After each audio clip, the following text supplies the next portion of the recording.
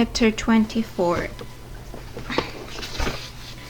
And so Edward Tulane was mended, put together again, cleaned and polished, dressed in an elegant suit, and placed on a high shelf for display. From this shelf, Edward could see the whole shop. Lucius Clark's workbench, and the windows to the outside world, and the door that the customers used to enter and leave. From this shelf, Edward saw Brice open the door one day and stand in the threshold, the silver harmonica in his left hand flashing brilliantly in the sunlight flooding in through the windows. "Young sir," said Lucius, "I'm afraid that we made a deal. You may look and then you must go and not come back." "Can I see him?" asked Brice. He wiped his hand across his nose, and the gesture filled Edward with a terrible feeling of love and loss. "I just want to look at him." Lucius Clark sighed. "You may look," he said. "You may look and then you must go and not come back. I cannot have you in my shop every day mooning over what you have lost." "Yes, sir," said Brice. Lucius sighed again. He got up from his workbench and went to Edward's shelf and picked him up and held him so that Brice could see him. "Hey, Jingles," said Brice, "you look good. The last time I seen you, you looked terrible. Your head was busted in and he is put together again," said Lucius, "as I promised you he would be." Brice nodded. He wiped his hand across his nose. "Can I hold him?" he asked. "No," said Lucius. Brice nodded again. "Tell him goodbye," said Lucius Clark. "He is repaired. He has been saved. Now you must tell him goodbye." "Goodbye," said Brice. "Don't go," thought Edward. "I won't be able to bear it if you go." "And now you must leave," said Lucius Clark. "Yes, sir," said Brice, but he stood without moving, looking at Edward. "Go," said Lucius Clark. "Go." "Please," thought Edward, "don't." Brice turned. He walked through the door of a doll mender's shop. The door closed. The bell tinkled, and Edward was alone. Chapter 25. Technically, of course, he was not alone. Lucius Clark's shop was filled with dolls, lady dolls and baby dolls, those with eyes that opened and closed, and those with painted-on eyes, those dressed as queens and dolls wearing sailor suits. Edward had never cared for dolls. He found them unknowing and self-centered, twittery and vain. This opinion was immediately reinforced by his first shelf-mate, a china doll with green grass eyes and red lips and dark brown hair. She was wearing a green satin dress that fell to her knees. "Where are you?" she said in a high-pitched voice when Edward was placed on the shelf next to her. "I'm a rabbit," said Edward. The doll let out a small squeak. "You are in the wrong place," she said. "This is a shop for dolls, not rabbits." Edward said nothing. "Shh," said the doll. "I would love to shoo," said Edward, "but it is obvious that I can't." After a long silence, the doll said, "I hope you don't think that anyone is going to buy you." Again, Edward said nothing. "The people who come in here want dolls, not rabbits." They want baby dolls or elegant dolls such as myself, those with pretty dresses, those with eyes that open and close. I have no interest in being purchased, said Edward. The doll grasped. You don't want somebody to buy you, she said. You don't want to be owned by a little girl who loves you. Sarah Ruth, Evelyn.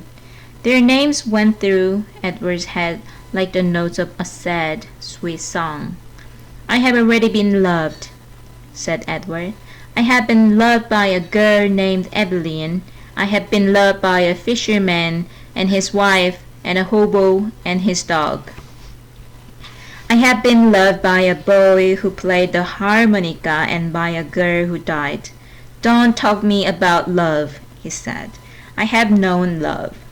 This impassioned speech shut up Edward's shelf made for a considerable amount of time. Well, she said at last, still, my point is that no one is going to buy you. They did not speak to each other again. The doll was sold 2 weeks later to a grandmother who was purchasing her for a grandchild. Yes, she said to Lucius Clark. That one right there, the one with the green dress, she is quite lovely. Yes, said Lucius. She is, isn't it? And he plucked the doll from the shelf. Goodbye and good redance,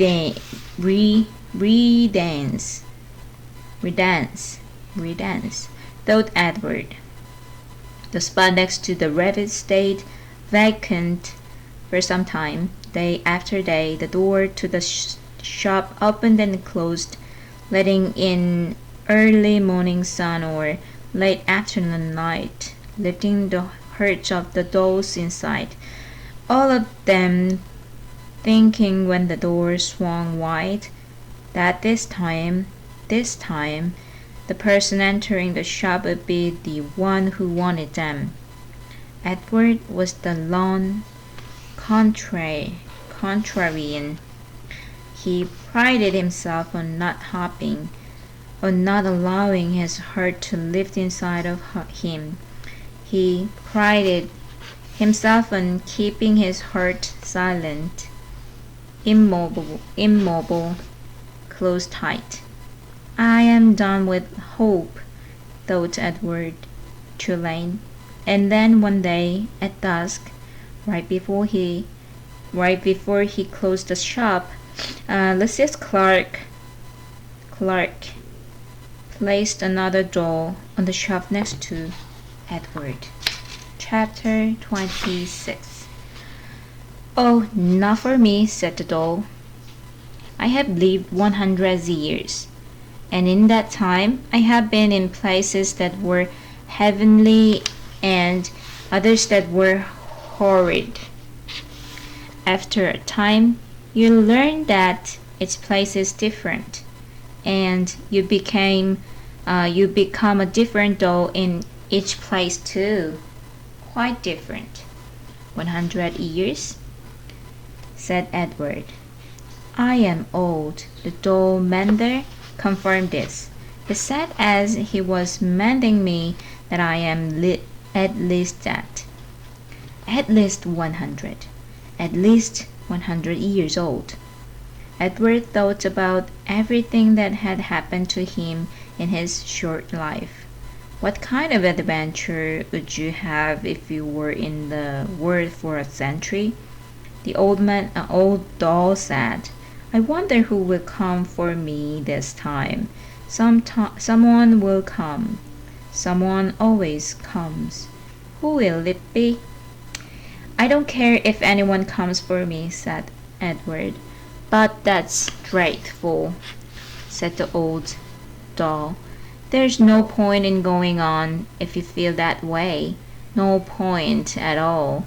You must be filled with expectancy. You must be awash in hope. You must wonder who will love you, whom you will love next. I'm done with being loved, Edward told her. I'm done with loving. It's too painful. Psh, said the old doll. Where's your courage? Somewhere else, I guess, said Edward. You disappoint me, she said. You disappoint me greatly. If you have no intention of loving or being loved, then the whole journey is pointless. You might as well leap from this shelf right now and let yourself shatter into a million pieces. Get it over with. Get it all over with now. I'll leave if I was able, said Edward. Shall I push you? Said the old doll. No, thank you, Edward said to her. Not that you could, he muttered to himself. What's that? Nothing, said Edward. The dark in the doll shop was not complete. The old doll and Edward sat on their shelf and stared straight ahead. You disappoint me, said the old doll. Her words made Edward think of Pellegrina, of warthogs and princesses, of listening and love, of spells and curses. What if there was somebody waiting to love him? What if there was somebody whom he would love again? Was it possible? Edward felt his heart stir. No, he told his heart. Not possible, not possible. In the morning, Mrs. Clark came and unlocked the shop. Good morning, my darlings, he called out to them. Good morning, my lovelies. He pulled up the shades on the windows. He turned on the light over his tool. He switched the sign on the door to open. The first customer was a little girl with her father. Are you looking for something special? Mrs. Clark said to them. Yes, said the girl. I'm looking for a friend. Her father put her on his shoulders and they walked slowly around the shop. The girl studied each doll carefully. She looked Edward right in the eyes. She nodded at him. Have you decided, Natalie? Her father asked. Yes, she said. I want the one in the baby bonnet. Oh, said Lucius Clark. You know that she's very old. She is an antique. She needs me, said Natalie firmly. Next to Edward, the old doll let out a sigh. She seemed to sit up straighter. Lucius came and took her off the shelf and handed her to Natalie. And when they left, when the girl's father opened the door for his daughter and the old doll, a bright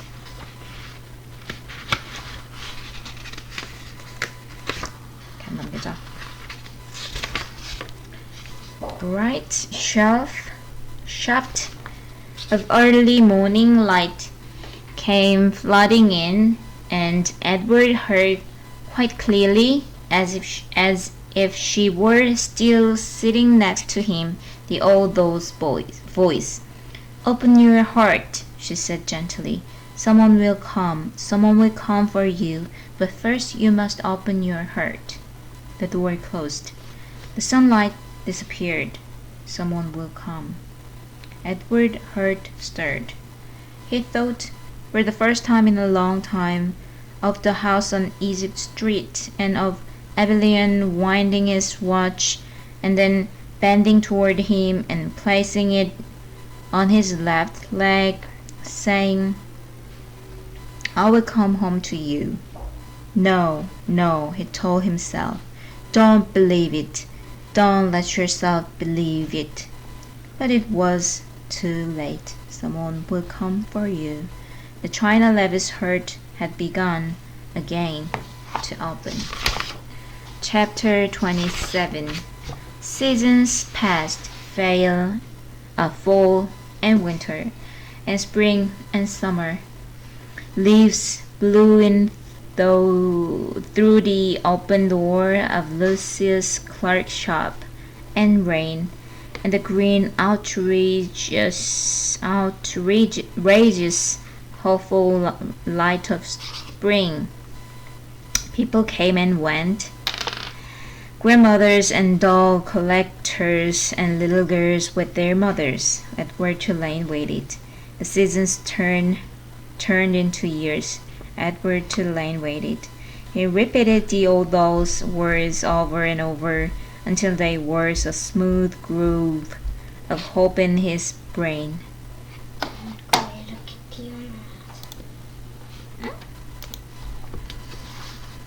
Someone will come for you, and the old doll was right. Someone did come. It was springtime. It was raining. There were dogwood blossoms on the floor of Lucy's Clark's shop. She was a small girl, maybe 5 years old, and while her mother struggled to close a blue umbrella, the little girl walked around the store, stopping and staring solemnly at each doll and then moving on. When she came to Edward, she stood in front of him for what seemed like a long time. She looked at him and he looked back at her. Someone will come, Edward said. Someone will come for you. The girl smiled, and then she stood on her tiptoes and took Edward off the shelf. She cradled him in her arms. She held him in the same ferocious, tender way Sarah Ruth had held him. Oh, thought Edward, I remember this. Madame, said Lucius Clark, could you please attend to your daughter? She is holding a very fragile, very precious, quite expensive doll. Maggie, said the woman. She looked up from the still open umbrella. What have you got? A rabbit, said Maggie. A what? Said Mother. A rabbit, said Maggie again. I want him. Remember, we are not buying anything today. We are looking only, said the woman. Madam, said Lucius Clark, please. The woman came and stood over Maggie. She looked down at Edward. The rabbit felt dizzy. He wondered for a minute if he had cracked open again, if he was dreaming. Look, Mama, said Maggie. Look at him. I see him, said the woman. She dropped the umbrella. She put her hand on the locket that hung around her neck, and Edward saw that it was not a locket at all. It was a watch, a pocket watch. It was his watch. Edward? Said Evelyn. Yes, said Edward. Edward, she said again, certain this time. Yes, said Edward. Yes, yes, yes, it's me. 다시 만났네. 코라. 이제 끝났어. 이제 다 끝났어. Once there was a China rabbit who was loved by a little girl. The rabbit went on an ocean journey and fell overboard and was rescued by a fisherman. He was buried under garbage and unburied by a dog.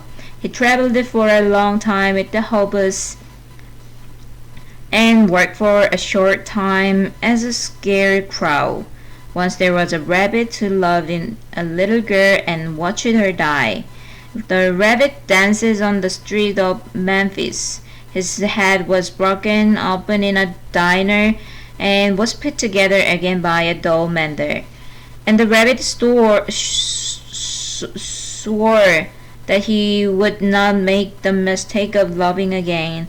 Once there was a rabbit who dances in a garden in springtime with the daughter of the woman who had loved him at the beginning of his journey. The girl swung the rabbit as she danced in circles.